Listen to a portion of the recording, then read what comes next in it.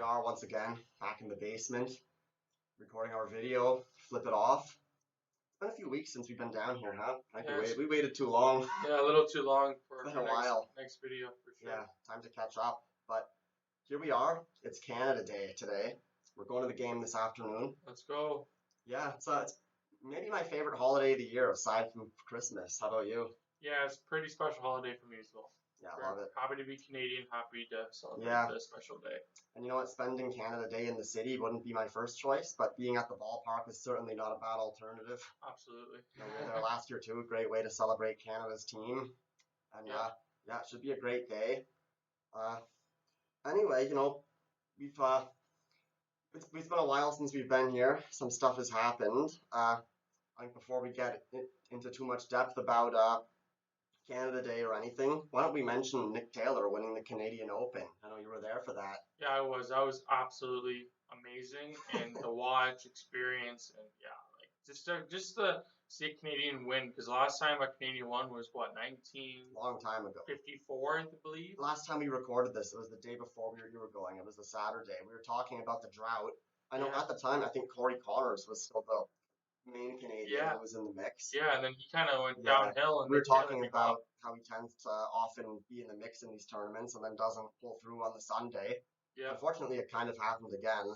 But Nick Taylor, though, I believe set a course record on the Saturday, a course record at Oakdale, to put himself into contention. Yeah. And then he kept that momentum going into the Sunday. And yeah, it was great to watch. He was enjoying every second of it, and he ends up forcing that playoff against Fleetwood. Yeah, that was. Golf doesn't get that exciting normally, right? Right. Like, it's rare. Even Cardsy and Rask were joking about this on Showbound podcast the other day. Mm-hmm. Obviously, Cardsy's a huge golf fan, and even he's saying, like, yeah, like even a major like the U.S. Open, like it's not like you get together with your boys at a bar to watch the U.S. Open or anything like that. Exactly. It's just something you watch in the background. Yeah. But seeing those last few holes of the back nine and then into the playoff, the battle there between Fleetwood and Taylor, like that was as exciting as it gets in golf. Like I think that was like you couldn't look away. Every single shot mattered. Like oh yeah, well, not that on to that. Like they did 18, 18, 9, 18, and on the ninth hole of the playoff hole, they both like Fleetwood had the chance to put him away, and he missed his yeah, putt. I remember that. And then Taylor did the same thing too. So they had to go back to the 18, right? And then amazing. That last time on hole 18, like Taylor puts his on the green for his second shot. It's like I was almost thinking like, oh, don't go on the green. That way he can chip it. Putting from there, like, oh man, Fleetwood was much closer. Also, he was putting for birdie. Taylor was putting for eagle. But knowing how good Fleetwood was putting, I was confident that he was going to make it. Oh, yeah, so Taylor from 60 feet, I was like, okay, he needs to put this thing close so that he can make his birdie. And what does he do? He drains it. That's cool. Incredible. Yeah, that was sweet. That was another great moment in Canadian sports history that we got to witness. I know you were there in person. Yes, I was. What was it like being there in person? That was my first Canadian Open. First golf tournament you've been to, right? Yeah, ever. And it was awesome. Like the golf was like you wouldn't believe. Yeah. Yeah, definitely. Especially for the playoff part too, right? In person, it's cool seeing all their swings and stuff. You know, it's different than seeing it on TV. You really have a better appreciation for it. Oh yeah, of course. Because I mean, you get to see the holes like as if you're playing it, and then you realize how much better they are than us. Absolutely, man. Especially the putting. Yeah. But yeah, there was that. Obviously, the Vegas Golden Knights won the Stanley Cup since last time we were here. Yes. Again, like we talked about, I haven't really watched much of the finals. I didn't either. I just saw they won. And it's good for them, like good for Castle and all that, good for Mark Stone. I don't mind seeing them win. I mean, they were a good team this year, and I do think they deserved it. But, I do too.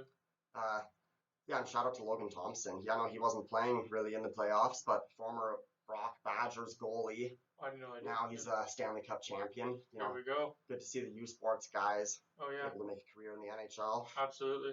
But no, I did watch after the cup was won. I flipped to the channel and I watched the ceremony when they presented it. Nice. I've never seen Gary Bettman so happy before than presenting the cup to Vegas.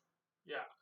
I bet if the Leafs win the cup, he wouldn't be that happy presenting it. Definitely not. But Vegas, like that's like his baby. That's his idea, his expansion team from a few years ago. They win the Stanley Cup now. Yeah. He was so excited, and he said, like, look at what's happening in here, this atmosphere. It shows what a great hockey town this is. So that was funny. Yeah, for sure. But So you know what? That's over now. The NHL season's over. The NBA season's over. And you know what they say? When the NHL and NBA season are over, that's when you know it's like the heart of the baseball season. Like it's the dog days of summer, as they call it. Yeah, exactly. Now it's like we're not early anymore. We're halfway through the season. Baseball is like, baseball's got the spotlight with Oh yeah, the other leagues playoffs done. for sure. Obviously, there's the MLS and the CFL, but Yeah. yeah, like we're at that time of year. There's no joking around now, right? Can't say it's early. We are halfway through the season, right? Mhm. Typically the end of June is kind of the halfway mark. I know the official halfway mark was actually 2 games ago. Right. Blue Jays' record was what, 44 and 37. Now it's Yes, I believe 45 and so. 38. They I, played 2 games since then, but yeah. yeah, obviously, you know what? Like when you look back at the first half, it's not bad by any means. No, It's just not what we expected. you wanted them to get out to a better start, And but funny it's enough, still okay. they're in the exact same. They had the exact same record after 81 games that they did last year. Wow.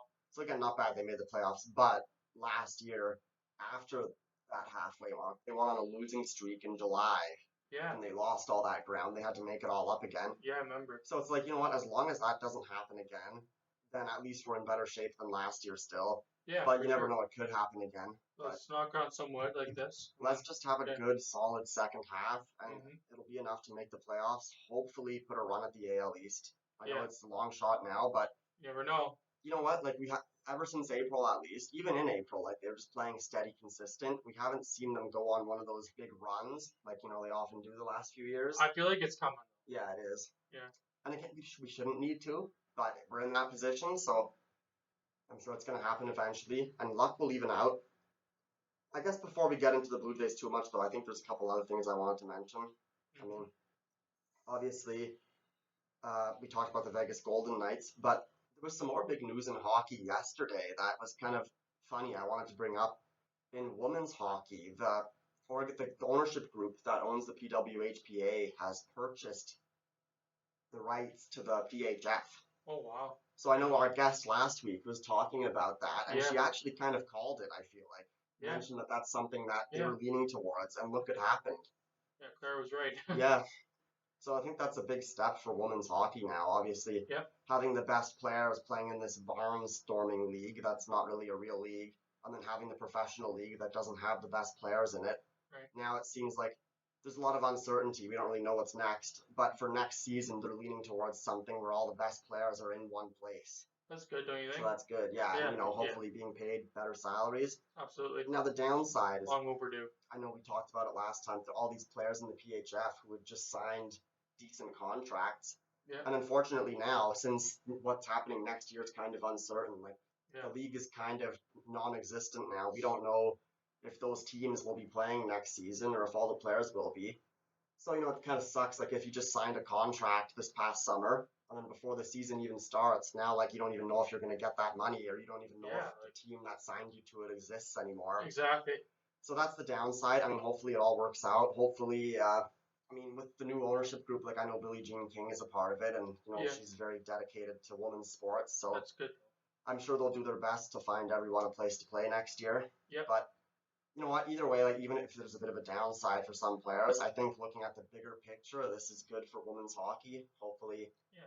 hopefully having one league that's more sustainable with all the best players. So Yeah, for sure. yeah, that's definitely big news, and I just thought it was funny because we were talking about it last week, And then it happened. sure enough, it happened. Yeah, like really. But Mhm. yeah, that's pretty crazy. I mean, otherwise, since last week, what have you been up to? I know it's July now. We've Yeah, nothing crazy. Just enjoying the nice summer weather. Hopefully it will last. yeah, Today's Canada Day. Like I said, yeah, we're going to the exactly. Jays game.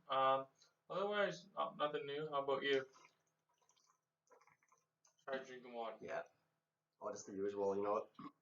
I've gotten some big bike rides in, like 25K or whatever. That's good. Big bike ride, big kayak, maybe play golf, and then you go home and drink beer and watch baseball. Yeah, like today. That's kind of the best way to spend your summer. Sit on the back deck and put the game on. Yep. It would be perfect if you were sitting beside a lake and watching the game Yeah. with a Budweiser or something, but sitting beside the pool isn't bad. Yeah. But yeah, so that being said, like I mentioned, we're halfway through the season now. And I mean, like, you can't stress it enough how it's not lived up to our expectations. Right. But at the end of the day, it could be much worse, right? Yeah. We're 7 games above 500. What are we? Are we like a half a game in a wild card spot or half a game out of a wild card Something spot? like that. Yeah. Doesn't matter right now because we know we're going to play better in the second half and we need to. Yeah. But you know what's funny though? So since we were last here, they had that great start in June. They were 7-1. I think they had just lost their second game in a row to the Twins, so they were Yeah. 7-3. Right. I know BGO pulled through in the third game of that series Hit a with home big run. clutch home run. Yeah. So they end up losing that series 2 out of 3. So after starting 7-1, they lose the series to the Twins. Then they lose the series to the Orioles. Then they lose the series to the Marlins, all 2 out of 3. So now their June that got off to a great start was a little bit so-so. Yeah. But since then, they've won their last 3 series. Yeah. And which they needed ironically, to they've do. lost the first game of all of them and then won the next 2. Yeah. Or did they lose the Marlins series or did they win? They lost the first game. They might have won the next 2. I think they did, but I could be wrong. Yeah, no, it was a different series that they lost. Anyway. Yeah. Yeah, so they lost 3 series in a row, and then they won 3 series in a row after losing the first game. Lost the first game of the Red Sox, so hopefully they win that. Yeah. But point being, I mean, they've been 500 since we were last here. Yeah. I know the Red Sox series, or no, sorry, the Oakland A's series. I was at the first game of that one. Would have been great to get a sweep because of how bad that team is. They had their chances. And they blew it. Yeah. But The either sweep way, at least. they won the series, and if you win every series, that's good. Yeah. So it's kind of funny. They're June overall, 500 since we were last year, but they got off to a great start in the month. So I think 16-11 when all was said and done. So Yeah, that sounds about right. Not a bad June by any means. It's like for a good team, that's like average. If they did that every month, it would be a good record. Yeah. Would be nice if it was a little bit better since their May was so bad. But at the end of the day, it's like steady, good month of June. Yeah. Record on the season, not good, but not bad, at least for our expectations. So hopefully in the second half, if they play every month like that, or even better if they go on one of these big runs, then they can pull it off. Like we talked about. Yeah. For sure. So what I wanted to mention about that Oakland A's game, Chris Bassett gives up 3 runs in the first inning. The Blue Jays end up, I think, taking the lead 4-3 in that game, and then Oakland tied it. They took out Bassett a little earlier than I thought they would have, because since that first inning, he was pitching well, just a little first team jitters.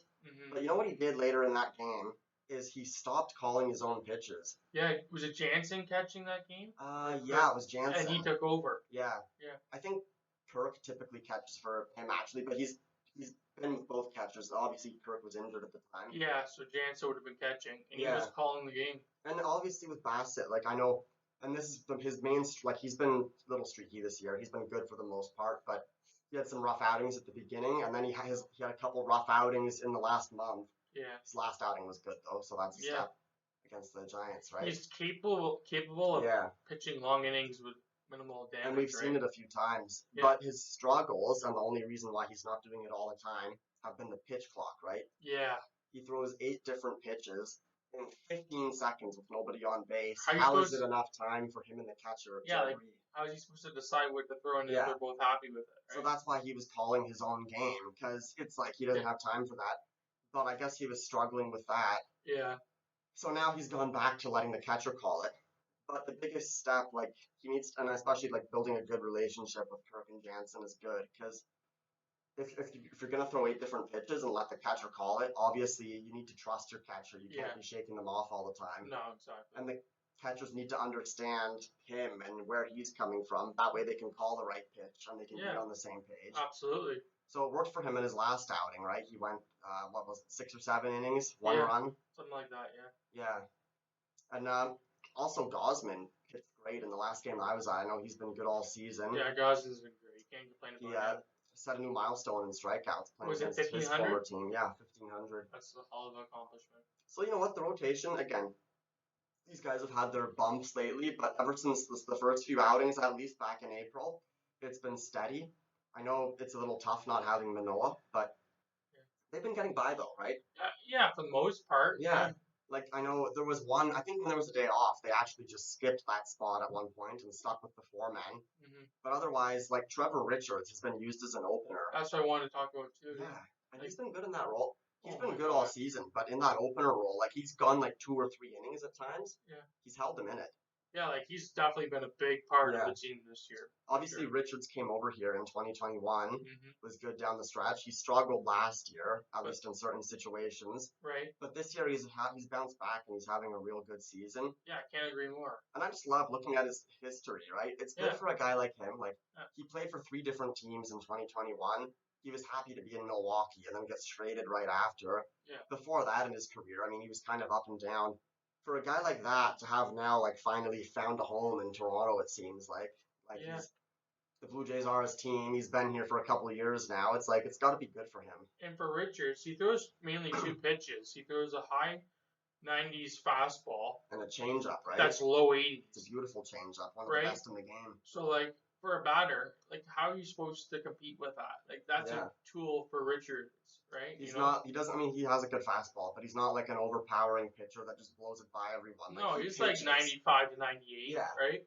and he has a good changeup, and that's what gets people. It throws them off, and he places them well. Like he's a Yeah. true pitcher. He's not a thrower. No, exactly. And like for most pitchers that throw the fastball and changeup like Richards, their changeup is high 80s. It's not low 80s like Richards, Yeah, exactly. right? So that's That's a what's so good effective. changeup. It's a true changeup, right? It's a Yeah, true definition of the term. absolutely. And it reminds me of actually watching on the Giants, Tyler Rogers. This guy Yeah. throwing. I remember watching him a few weeks ago, and they were playing the Dodgers, and I was like, "Who the hell is this guy throwing like Adam Simber?"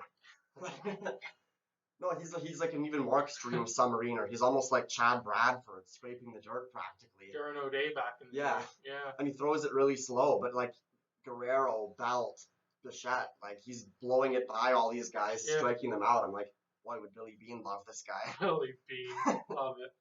Yeah. Yeah. But you know what? So I think the rotation, and then Bowden Francis has Oh yeah, yeah. pitched some innings after Richards in those games. I know when they first called him up, I think it was his first outing was maybe so-so. But since then, I mean, he hasn't really pitched much other than in those starts where Manoah has been scheduled, but Right. missed obviously. So I guess when Manoah's away, they kind of been like a bullpen day. Yeah. Right? Yeah. But like it's basically Richards and Francis split it, and then Yeah. it's like from there, it's like if those two get you like 6 innings, then it's basically the equivalent of a quality start. Absolutely. Yeah, And then for sure. Pearson at times. I know Nate Pearson actually, like, despite the great season he was having out of the pen, he had a couple rough outings, Yeah. but his last couple have been good again, so hopefully he's back. Hmm. And then speaking of the pitching, like, you know, down the stretch, Yep. Manoah had a rough outing there, I know, down in single A or wherever. But we expect him still, at least hope, Yeah. that he'll come back later this season and he'll have an impact, right? Yeah. Of So course. the fifth spot in that rotation, I don't think is something they need to worry about. Not to mention, I hear Hyunjin Ryu is getting close. Oh really? Yeah. So maybe he'll be back. So even if Manoah isn't back yet, Ryu can fill that role. If not, imagine if Ryu is pitching out of the bullpen. Or maybe they put Kikuchi in the bullpen and Ryu takes that spot. Yeah, it's gonna be interesting to see So- what happens, right? And I know the bullpen, Paul, we've missed him. He's been out a while now. He's still out. Yeah, hopefully he's back soon. But Chad Green Oh, also yeah. is supposed to come back. That's a good arm you want out of your I bullpen. know, like at the beginning of the season, or when they signed him, like right, we expected him to have an impact, and then he got injured, kind of forgot about him. But Yeah, he'll be back. again, like we don't know what impact he's gonna have, but if he can have any impact at all, that's gonna be a huge boost for this pitching staff. Absolutely, and if you go down to the wild card game, right? Like Yeah, down the stretch, he's a key arm out of the bullpen, yeah. right? Along with Swanson and Meza, Yeah. and all the boys. You know? So it's like our rotation, even without Manoah, they've held their own, Oh yeah. and then our bullpen, you know, Swanson, Richards, Pop when he's back, Meza, and of course Romano. Yeah. And then Pearson too. Yeah. Like they've been okay. Not to mention they're gonna get Green. So I think the pitching, I don't think it's anything to worry about. Like I think they're gonna get reinforced if anything. For sure, I agree. But these last few weeks though, I think the hitting with runners and scoring position issue, that's the problem, right? And it's Yeah. continued to get worse and worse. Yeah, they gotta execute. I know the game that I was at against the Giants, they had countless opportunities when it was 0-0, and then the Giants, like every guy they got on base, they drove in. Yeah. I know, like they got a guy at third, and Gosman was almost like perfect through 4, but they get a guy at third, Yeah. and it's 3-2, and I'm thinking there's one out. If Gosman walks this guy, it's okay because it's a double play situation. Exactly. So it's like whatever, make him chase it. If he doesn't, ball 4, whatever. Yeah. Instead, I think Gosman makes a nice pitch, but whoever it was gets a clutch single. The run Oh. comes in, Yeah. right? Blue Jays in that situation, not something they would do. No. At So I least don't know right what it now. is. And it's like we talked about, like the luck needs to even out. Yeah. Like obviously they need to change their approach, right? Like, Yeah. I saw Whit Merrifield does this. Like, he has good at bats when there's guys at second or third with less than 2 outs. Oh yeah. But it's like they don't change their approach. They're not trying to just make contact or put the ball where they need to drive the run in. They're just hitting like they always do. And I think that's part of the problem. Especially, Vladdy, he swings for the moon, right? Yeah. And okay, we'll talk about him. But I noticed the game against the A's where he finally hit his first home run at home. He was not swinging the bat hard. It was 2 strikes. He was protecting the plate. He ends up hitting a rocket into the second deck. Yeah, and to add on that, Caleb Joseph, in the after game, like with the panel, he showed that Guerrero pulled his elbow in almost like this as he's swinging. So because he wasn't thinking about it. He was just putting a good swing on it, trying to make contact. And it makes a hell of a difference. When he swings for the moon, and I think he does that a lot this year. He knows that he hasn't been hitting the home runs, so he tries to swing harder. That's when he ends up hitting those rocket grounders, which if it's a single, then great. But if it goes right to the shortstop, who cares about the exit velocity? It's a ground out. Yeah, exactly. So, you know what, Guerrero, I mean, we'll talk about the All-Star game too, even. I know there was no Blue Jays in the starting lineup. I didn't vote, which I could have. I know Bichette was deserving, but I mean, the other Blue Jays that were in contention, it's like, I don't think they're deserving to be in the starting lineup. Okay.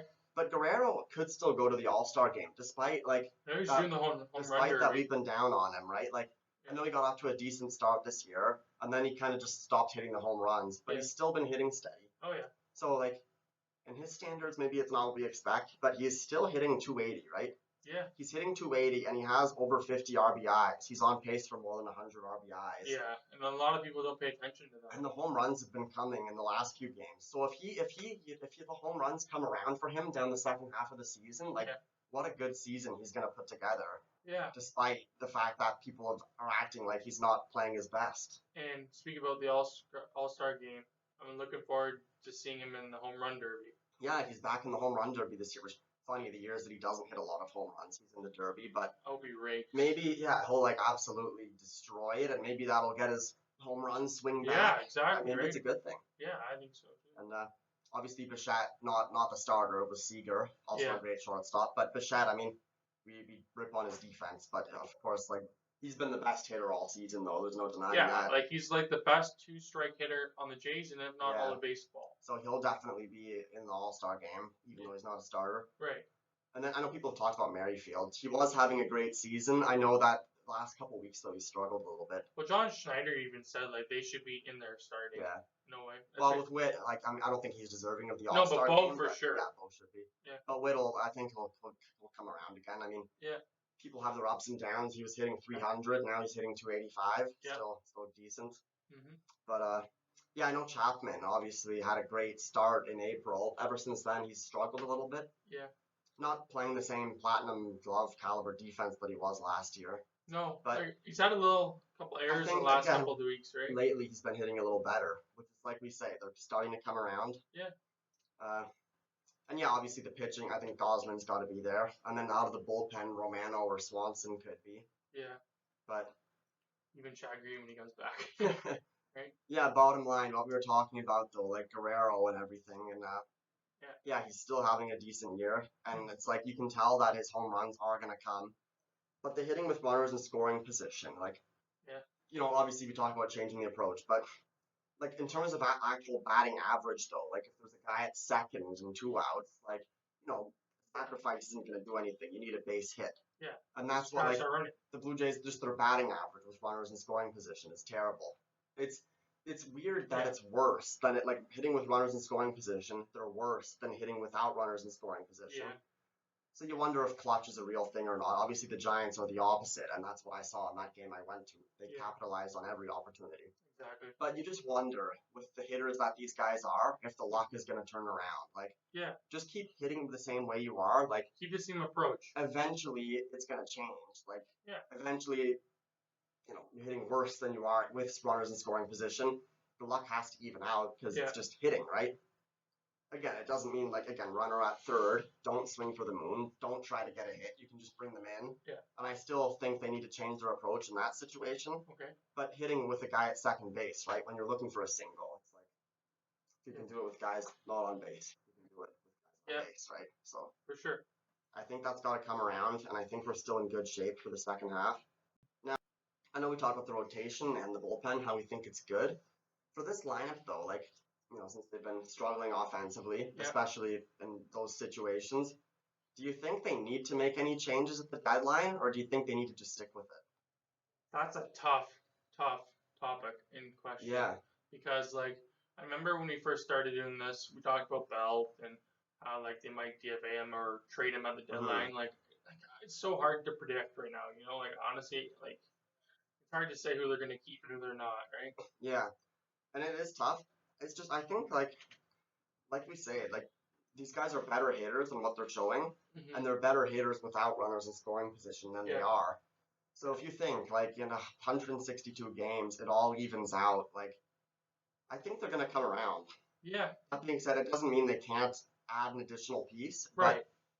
obviously they balance the lineup out with more lefties. And I mean, Gurriel is having a pretty good season in Arizona. I heard that, and For their some, team is doing pretty good. yeah, and Teoscar obviously he got off to he was struggling a little bit there for a while, but he's been hitting pretty well lately. Yeah. I remember Blair and Barker were saying, "Oh, you can redo that trade. Oh, I'll redo that trade right now."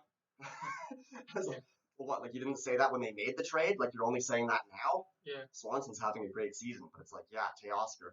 People talk about too having that fourth hitter, right? Having a great hitter right after Vladdy makes pitchers, think yeah, like they can't they have to pitch to Vladdy, right? They can't pitch around him or no, because anything. they know who's up next. Yeah, so it's tough.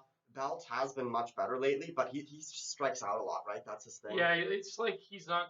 I don't want to say he's not confident, but it's like he swings at pitches that are Yeah. or lets them go So by. I like Belt hitting in that cleanup slot lately. I Yeah, know they even moved him up to third and had Vladdy hitting fourth. I remember I that. think that now they've got to go back. Oh, They've for got to go sure. back to Vladdy ahead of him Yeah, because Belt, though he's hitting well, I mean not as well as he was a couple weeks ago, maybe before he was injured, but mm, he just strikes out a lot. He's more of a cleanup guy. But yeah, ideally, you have him at the bottom of the line or at the seven spot or something, and then you yeah, have a better guy hitting fourth. yeah. Obviously, Varshaw's hit there at times this year, and He's been pretty good defensively. great defensively. Offensively, I don't think we've gotten quite what we expect from him yet. I agree. Yeah, He's hit some big home runs and stuff, and he steals bases.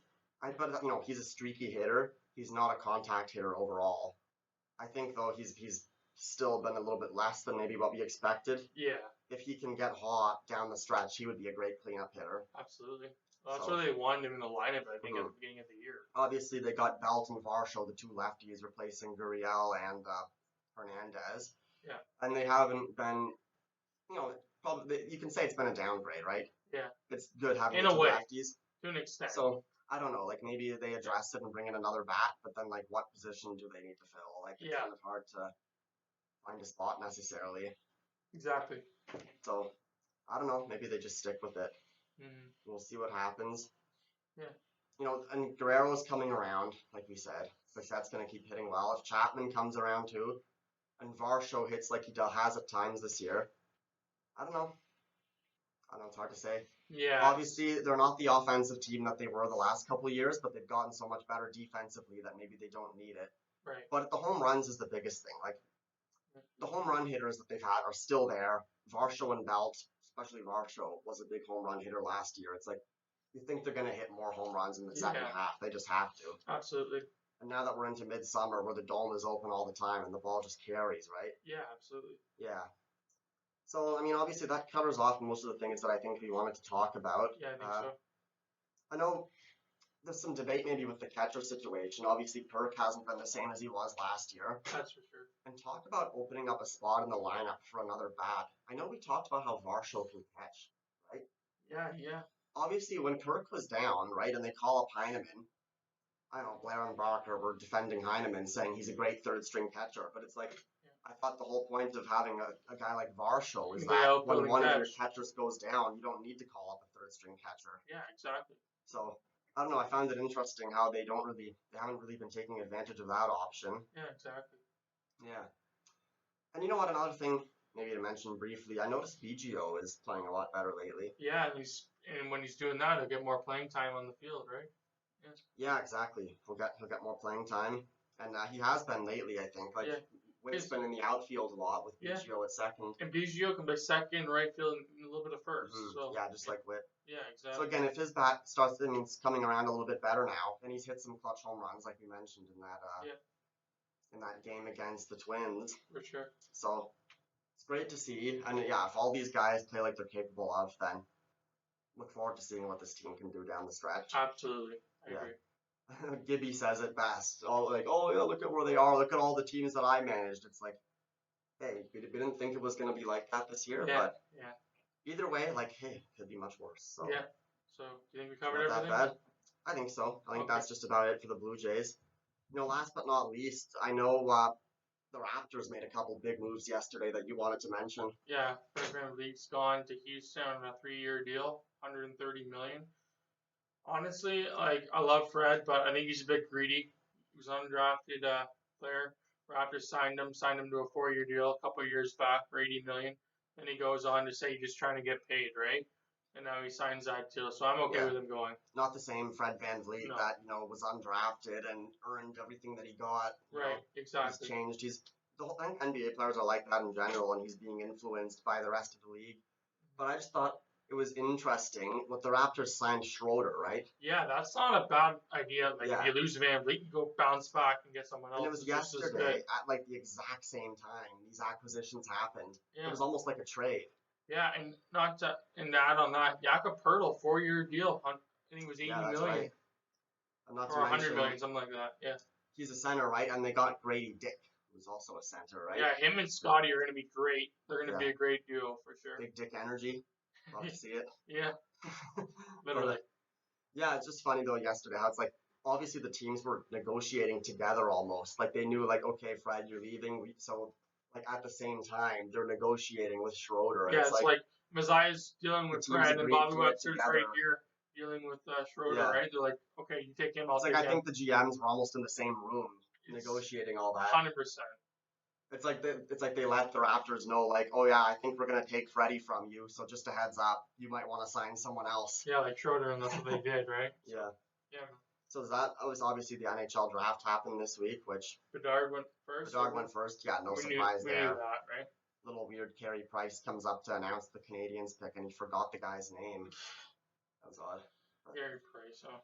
The Leafs first year without Dubas, they draft a good Ontario kid from the OHL, Easton Cohen. Yeah, so, I saw that. I can't even remember like the last 3 years ever since Rodion Amarov. Who's been the Leafs first round pick the last like 2 years? I can't remember either. Like going back, like. Hey, the future is now, so I guess it doesn't matter. Right. Anyway, yeah, that's just about everything. Yeah. It's Happy Canada Day, everyone. Yeah, happy Canada Day to the guys and ladies out there celebrating today. Happy long weekend. I know the weather forecast, there might be some rain, but hopefully it still ends up being a good weekend. Get out and enjoy the Canada Day weekend. Yeah, get out, enjoy the water. Yeah. And you know what they say? What's the word? Beers on the dock, water on the water. There you go. There we go. Thanks for watching, guys. Yep. See you next time.